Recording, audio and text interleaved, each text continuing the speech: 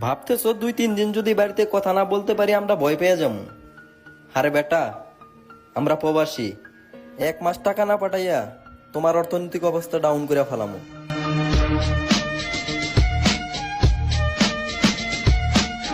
সপ্তাহখানেক net connection বন্ধ করে দেশে গণহত্যা চালাইয়া পিস্তলের বুলেট শেষ করছো, আর এখন আবার নতুন অস্ত্র কেনার জন্য দিনে 4 ঘন্টা ব্যাংক খোলা রাখা প্রবাসীদের কাছে রেমিটেন্সের আশায় হাত পাচ্ছ।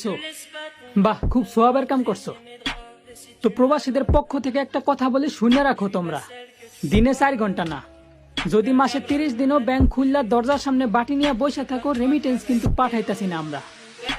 তাতে প্রবাসীদের কোন ফালাইবা ফালাইও তোমরা।